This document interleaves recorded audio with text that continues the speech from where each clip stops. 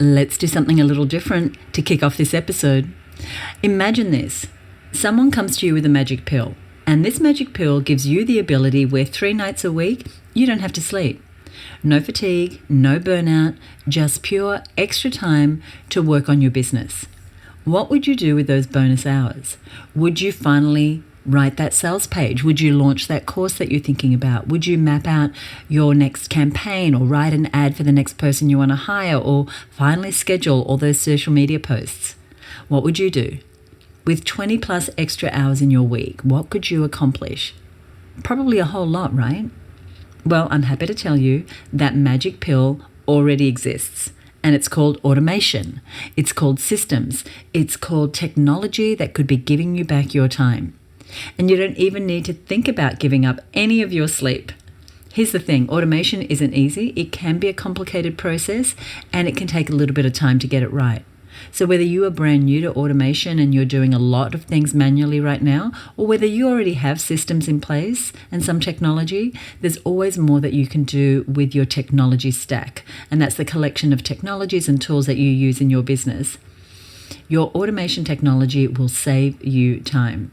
There are always ways to give you back that freedom that you wish you had in all your days. So today, we're talking about automation.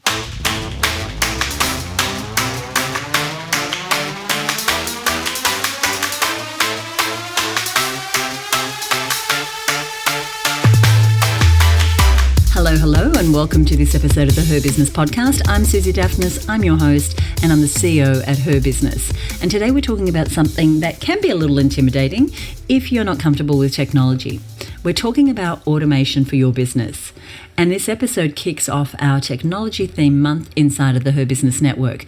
And we're providing members with all sorts of resources and goodies surrounding an often underutilized tool that buys back your time and makes you and your team far more efficient. Now, we can have a tendency as business owners to sort of lean towards the things that we're comfortable with, the things that we're good at. And new technology or automations, anything new, can kind of take the power out of our hands, and that can be intimidating. But here talking with us today is an expert in all things automation, and she will share exactly why automation gives you more power and actually more time over your business. So instead of having to respond to every single meeting request, you can spend time on high-level work. Instead of sending every email yourself, you can spend time planning your quarterly objectives. Now, through automation, you can spend more of your valuable time doing the work that actually needs your attention and your genius. Now, Mandy is the founder of Streamline for Success and is an international award-winning automation expert.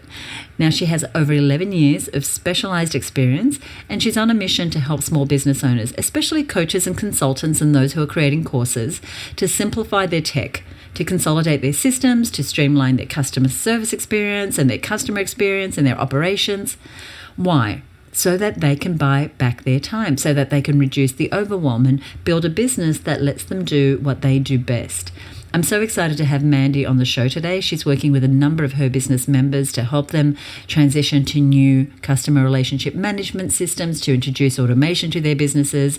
And I guarantee you will get so many takeaways from this episode, whether you already have an established automation setup or you're just dipping your toes in the water when it comes to technology. So let's dive right in and welcome Mandy Brasser to the show.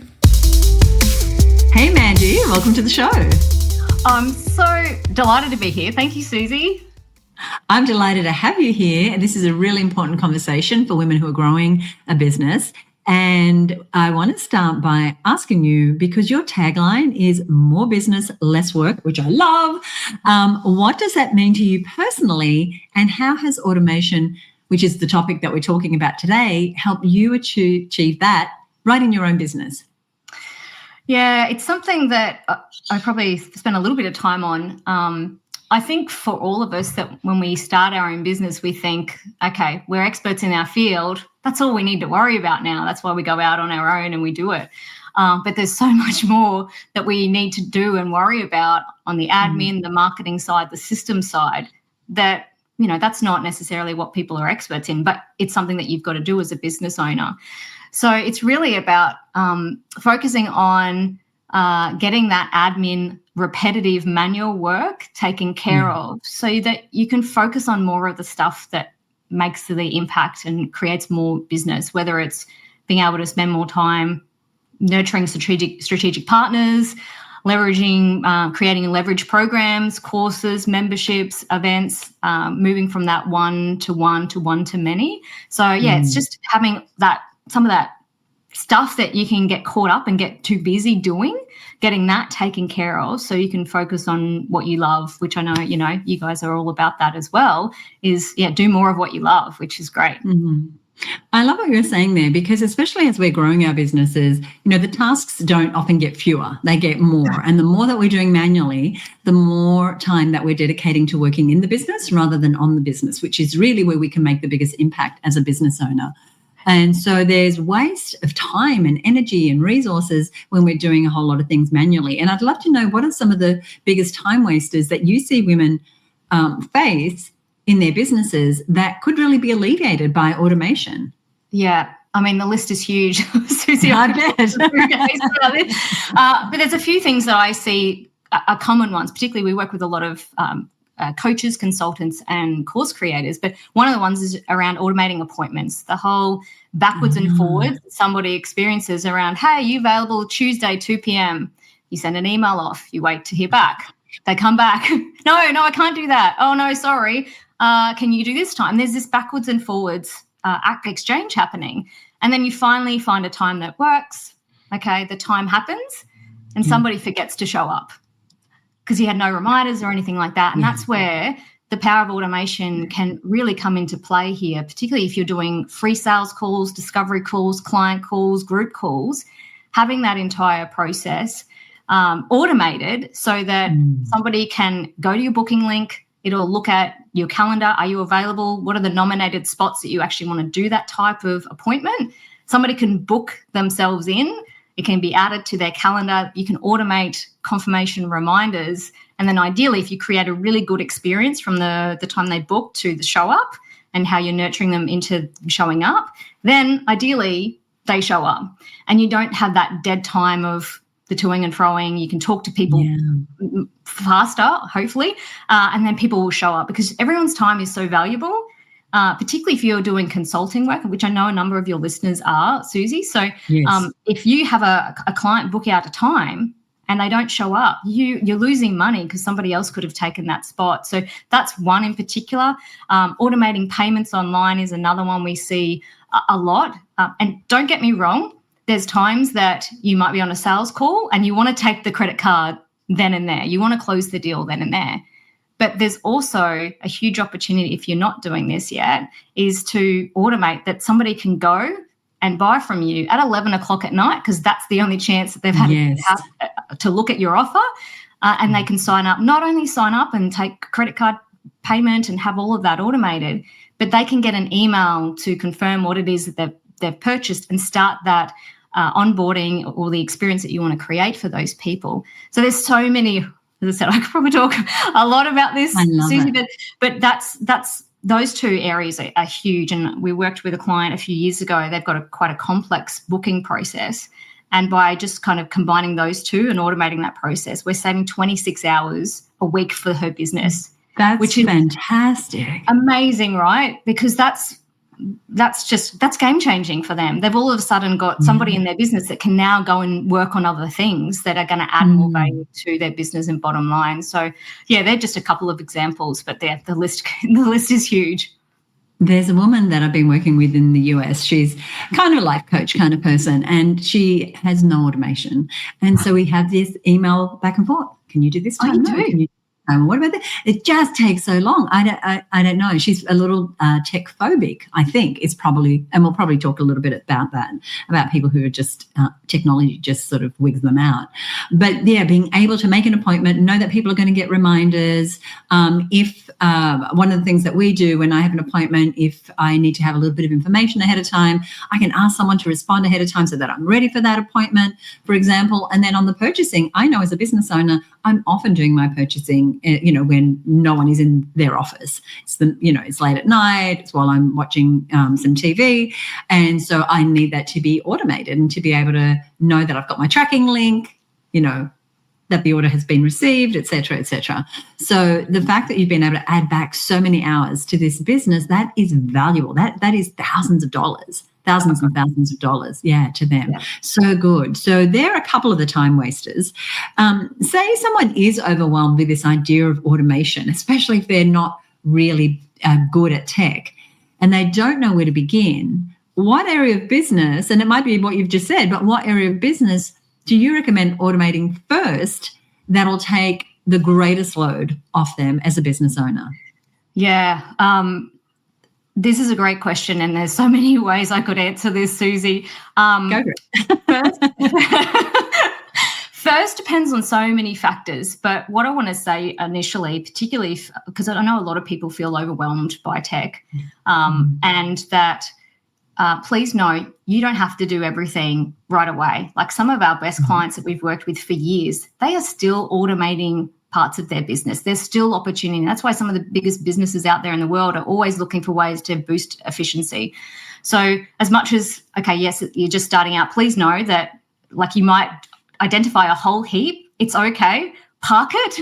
Don't feel like you need to do it all right away. And it's looking for sometimes, particularly if this is a little daunting for you, what's a quick win that you can get that you can start to see some immediate results. And one of the things that I didn't learn right away, but I did after a while because I do this for a living. I'm like, oh, I can automate all this stuff. But one of the things around automation is that you want to automate something that's proven, something that you've actually got some wins on the board. Like if you're launching a new whatever it is, then yes, you might have to put some bare bones in. Like we've got a few clients at the moment launching new courses. Great.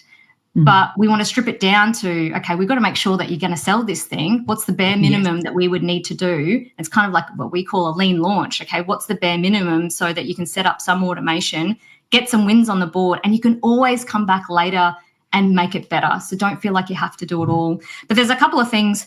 Time, which I sort of mentioned before in that example, time is a big factor of, okay, if you're spending a lot of time, half an hour every day or a couple of hours every week, or maybe it's not that, but if you can start to see and look at what you're doing every single day in your business, maybe there's opportunities there. There's probably a few things, but another factor is the cost of the systems. Like we're at the moment transitioning one of our clients who's spending $1,600 a month on one of her systems that doesn't do everything that she needs. She needs all these other systems. So her priority of what she's doing first is we're moving her over to our all-in-one platform so that she can reduce the cost that she's spending on her subscriptions. So that that's not necessarily going to save her time, but it's going to put more money in her back pocket right now. So that's a priority for her. But there's so many other areas. What are your goals as well for this 90 days? Because maybe there's some opportunity in there that you can automate some other areas of your business. And there's probably a few others I could talk about, but there's some of the main factors. But I really want to stress that particularly when you're first starting out, it can feel a little overwhelming. So try and work out and identify what it is that you should focus on first. But know that you don't necessarily have to do it. And I remember when I first started out, it was probably about 12 years ago now, when I was trying to build out an automation myself. I've got 2 degrees. I think I'm a fairly intelligent person. And I remember this one day I was in tears because I couldn't figure out how to do whatever it was that I wanted to do. And I feel like I may not be the only one that goes through that. And it's okay. I was actually talking to a business owner the other day and I was showing her something and she said to me, please don't tell anybody that I asked you this. And I think that's such a shame. And I've felt it too. Like we've got this embarrassment about tech, and that it's okay to need and want help.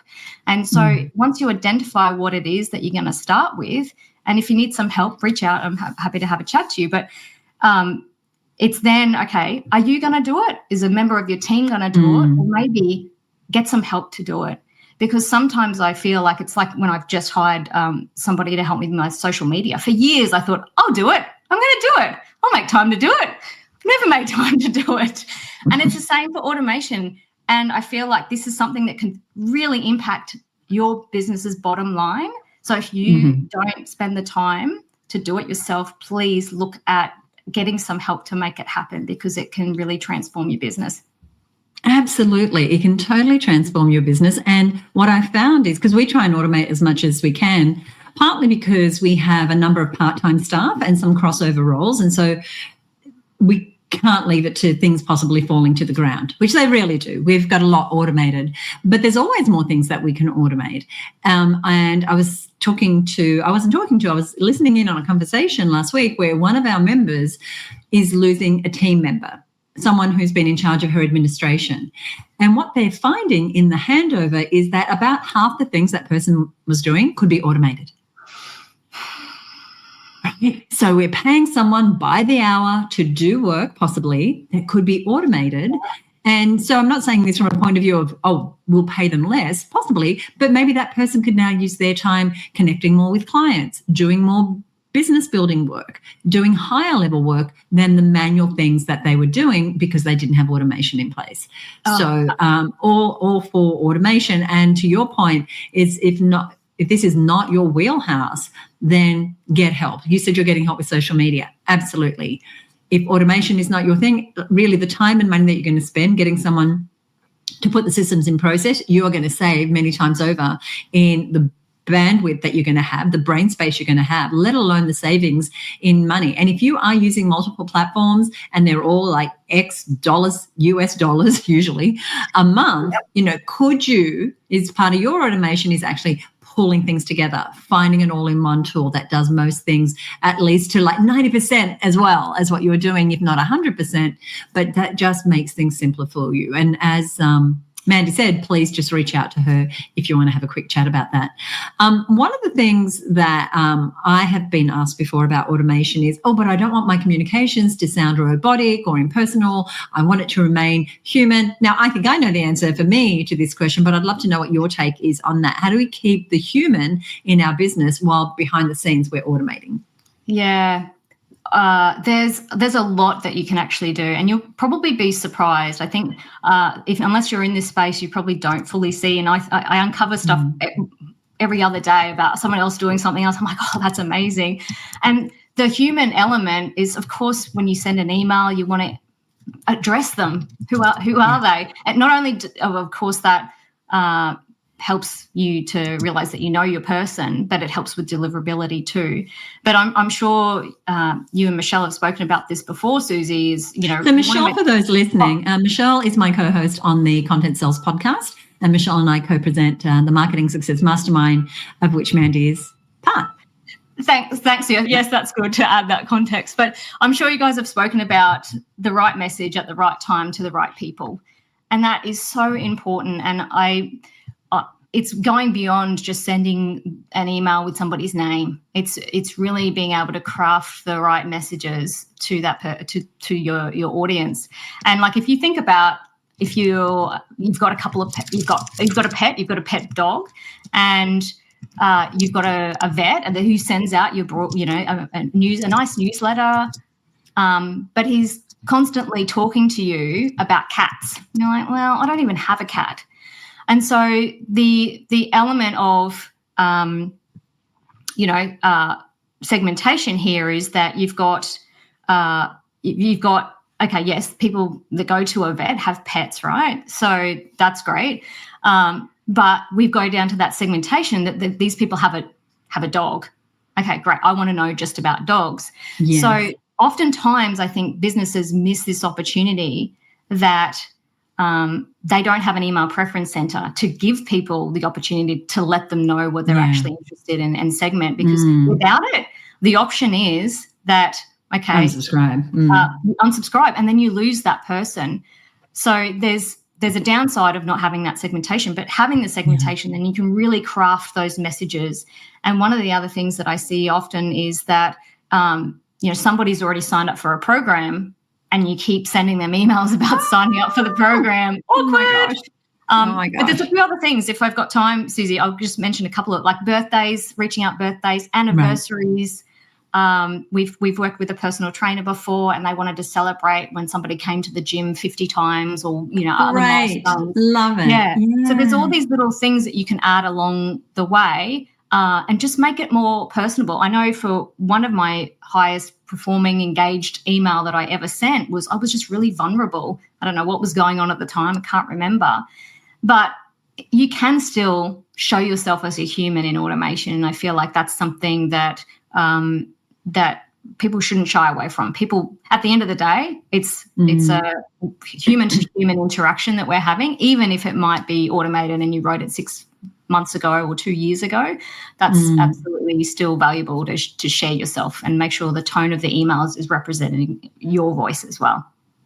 Speaking of tone, I wanted to give you an example of setting up a whole sequence of emails ahead of time and having them all fire off at different points in time towards a live event. So my partner PJ and I had an event business in the US from 2000 to 2007, and we had pre-set up all our gorgeous emails ready to go to promote an event in New York City. And September 11 came.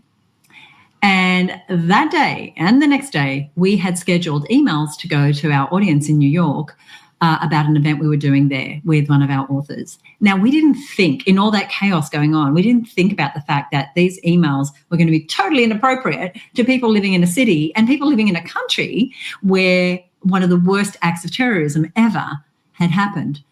And we realized when someone wrote to us and said, hello, feel the vibe, this does not seem appropriate. And so we pulled that very, very quickly. And so I mentioned this and we corrected, and then we did go to New York and they were like, thank you for coming. It feels like everyone's abandoned this city. But the point I want to make is sometimes we do set up automations and we just want to stay tuned to, is there something happening in the climate right now that might have me go back and change that automation? In the instance I gave you, obviously it was pretty disastrous. We had to act really, really quickly. But it could also be that some of your automations you set up like 3 years ago, but things have changed. You've changed. Your business has changed, but there's this still, welcome sequence running to clients that might need a refresh. So that's 100% feel, yeah. And like COVID was a great example of that. Right. Too. Yes, absolutely. Yes. And you're spot on, because as I love automation because you can set and forget, but I think you're spot on. At some point, you've got to go back, and I would do it regularly, particularly if it's an automation that you've got lots of people coming through. They're always not only making sure that the content is okay, but there's always opportunities to even make it better. How your subject line's performing in those emails? Can you tweak those? How are the call to action, the click? Like, yes, if you're just starting out, just get something going. That's great. Yes. But for those, because I know you've got a bunch in the community, Susie, that have got systems in place, and I'm grateful you brought this up, because absolutely they need to go back, but they can also optimize them as well to get even further results. Yeah, that's a great point too. So it's not just about out-of-date information, but looking at your open rates, your people clicking and going back and refreshing things. You talked about systems. I'm a big fan of systems, and that's why we love automation. What is it that you feel like more women, business owners, could do with understanding about the connection between systems automation and having more freedom, something that we value very highly for our members? Yeah. I feel like systems equal freedom. I feel like it's that direct. Because I feel like once you invest the time, you can, as you mentioned before, you can continue to reap those rewards ongoing. And yes, you might go back and make it better and those sorts of things, but it's getting that ROI, making that investment, whether you do it yourself or somebody else does it, but investing those couple of hours or whatever it's going to take to get it done, and then it's going to continue to save you time. And time equals money, and then it also equals creating the lifestyle that you want to have. The example that I mentioned before around this business saving 26 hours a week, what I didn't share was they have been in business 20 years, and after we did that, they had their first Christmas off. Can you imagine that? Oh, my gosh. They have a family. What a great story. Incredible, right? Because they were they were booked out. All the automation was sorted and taken care of. And for the first time, they could just relax and be with their family, and they went away, and it's transformational. And that's what it can be for so many other businesses. Like some of you may already be able to have Christmas off and times off in your business, and that's okay. But maybe there's other areas that you can save back some time, or do more of what you love. I know there's pottery. There's a few members in the Her Business community that are ceramics is a happening thing and for so many women looking to have, a life outside of business. Yeah. And I think for female entrepreneurs in particular, where we're juggling so many things, like we went into business, well, I don't know about you, Susie, but I'm like, oh, yeah, I'm going to create my own business. I'm going to be able to have this flexible lifestyle and I'm not going to work as much. I work harder than what I ever have before. Yeah, but don't get me wrong, I wouldn't have it any other way, and I'm sure most people would think that. But there's ways that systems can help us to even create more time so that we can juggle our lives better. We can spend more time with our family. We can go on more holidays.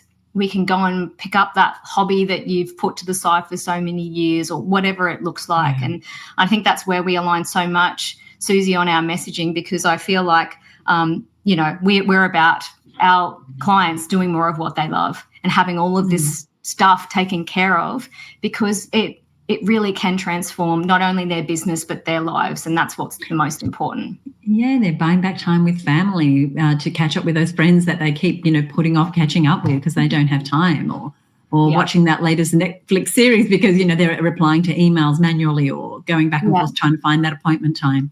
Thank you.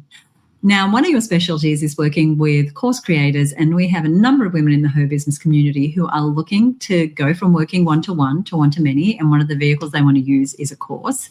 But as you and I were talking just before we started recording this episode, filming a course or creating the handouts or the modules is just like one tiny sliver of having a successful course. Where do you see course creators get stuck when it comes to their tech and their systems, and what do you recommend to them? Yeah, they get stuck. I feel there's kind of a couple of key areas they get stuck. They get stuck with the overwhelm of the tech, of what they need. So oftentimes I feel as well they get stuck on picking the free tool or inexpensive tool, and they go down the path. And this is a prime example. I was talking to someone last year who was launching a course that I was generally interested in, and she'd spent all this time, effort and money, and she'd built it out in this particular tool, but it didn't work and integrate with her other systems. So she's trying to kind of get this happening, and there's no integration with that system. Yeah. So she's had to go down the path of, looking at, how is she going to solve that now? And then I think the other one, which we've spoken about before, Susie, was around, just thinking it's the course portal, just thinking it's just the tool that's going to host the content that you're going to be sharing.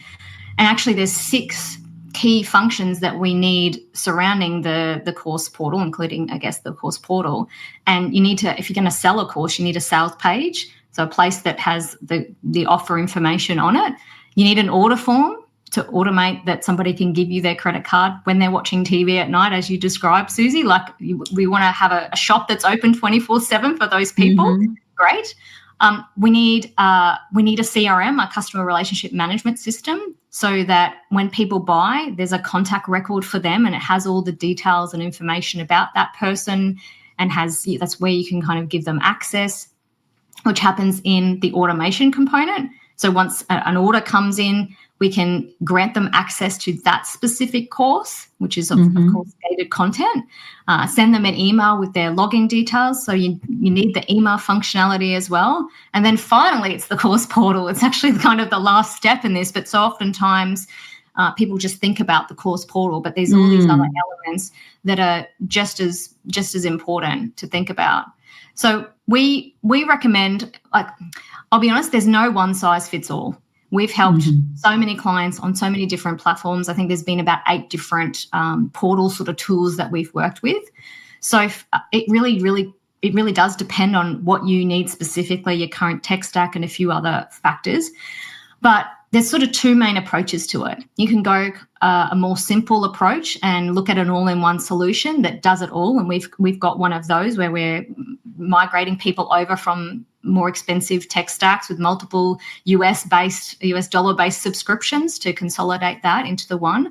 If you're looking to keep something really simple that you can manage yourself, or you've got a team member to manage yourself, or you can go, if you're looking, you want full customization, flexibility, which I know that's important for some clients as well. Yes. There's usually a higher cost with that, and that's okay. but that's where you might go down the path of a WordPress plugin that you can kind of, design it how you like and have the look and feel. But that's definitely more robust system, but it really just does depend on what you need. And I know we've got a free guide that I'm happy to share too, Susie, with your listeners. Great. That people can access to understand more about the tech and, how you can go about choosing the right tool for you too.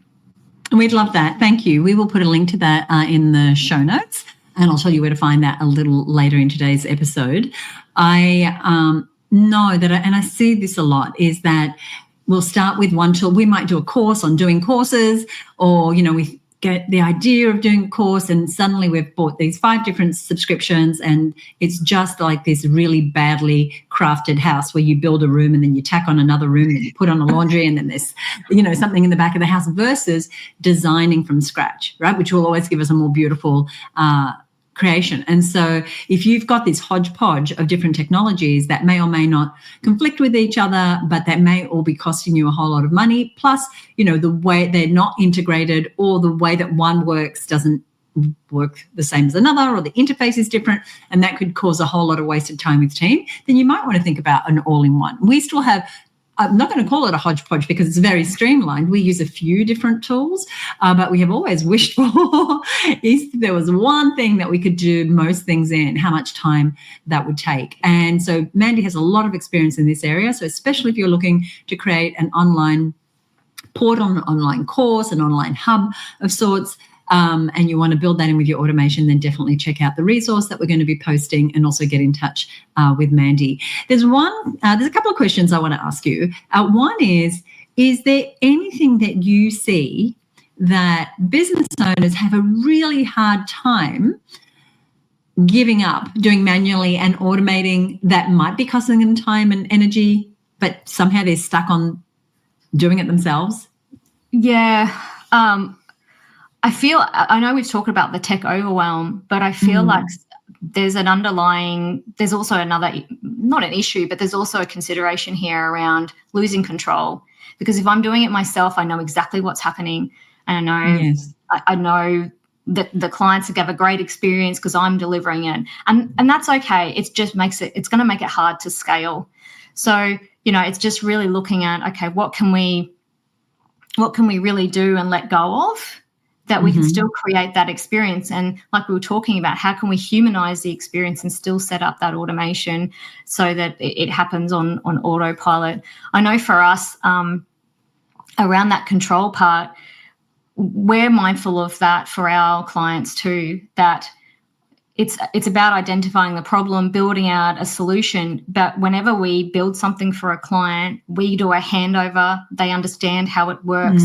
But more importantly, they know how to go in and update whatever it is that they might need to update. Right. And I think that's really important, because I'm all about empowering our clients, because I've been in a situation that I had technology that I bought from somebody and I didn't know how to do the basics. And I feel like having that knowledge, at least the basic knowledge, or somebody on your team having that understanding of how things work and how you go and edit an email, because all of a sudden, like, there's been a major event and you've got to go in and edit all your automation emails that are happening there, then you've got control. You can actually go in and do it. And I feel like knowing that gives people peace of mind and allows them to trust that the system is working and they understand what it's doing when it's doing it, so they can still have control. I know that's important, but they can have reassurance that it is going to work. And if they need to step in and do anything, then they can, and they know how to do that if they want to.